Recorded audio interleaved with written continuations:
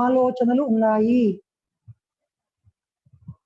I would like to clarify once again, ఆలోచనలను మనం create చేయము.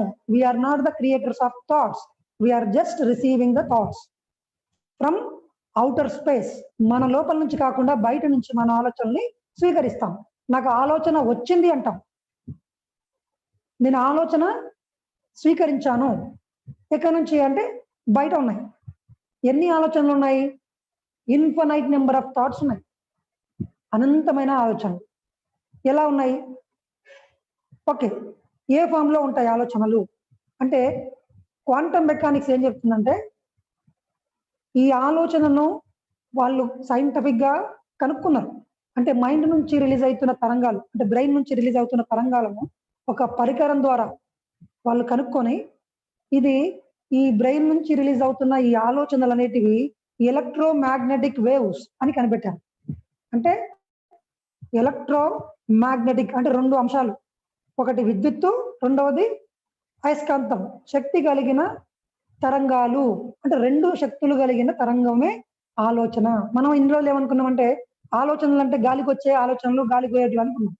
బట్ ఎలక్ట్రోమాగ్నెటిక్ తరంగాలు అంటే శక్తి కలిగినవి అని అర్థం. ఆలోచనలు రెండు రకాల శక్తులు కలిగినవి, విద్యుదయస్కాంత శక్తులు రెండు కలిగి ఉన్నాయి. మరి అలాంటి ఆలోచనలు కొంతమందికి ఒక రకమైన ఆలోచనలు వస్తాయి, మరి ఇంకా కొంతమందికి ఇంకో రకమైన ఆలోచన వస్తాయి. బుద్ధుడికి వచ్చే ఆలోచనలు మీకు రావు, మీకు వచ్చే ఆలోచనలు ఇంకా మీ పక్కన నోడికి రావు.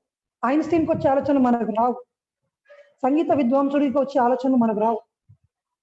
అతనేమో మొత్తం కంప్లీట్ గా ఆ తరంగాలు, సంగీతానికి సంబంధించిన, విజ్ఞానానికి సంబంధించిన ఆలోచనలు ఈ విశ్వం నుంచి స్వీకరిస్తూ ఉంటాడు నిరంతరం.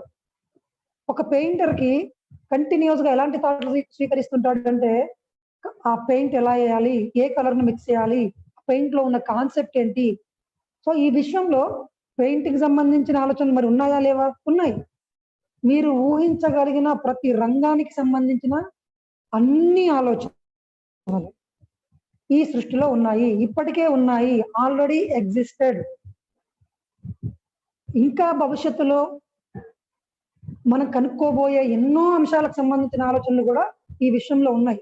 బట్ ఇంకా మనిషి మెదడు అంత పూర్తిగా సిద్ధం కాలేదన్నమాట, పూర్తిగా యాక్టివేట్ కాలే మైండ్.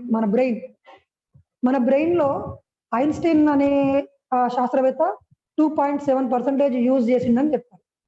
అంటే ఈ విషయంలో అనంతమైన ఆలోచనలోంచి తను ఎన్ని రకాలు స్వీకరించగలిగిండు? కొద్దిగా. ఒక సంగీత విద్వాంసుడు ఒక కొన్ని థాట్స్, ఒక డైరెక్టరు ఆయనకు సంబంధించిన కొన్ని ఆలోచనలు స్వీకరిస్తుంది. మరి కొద్దిమంది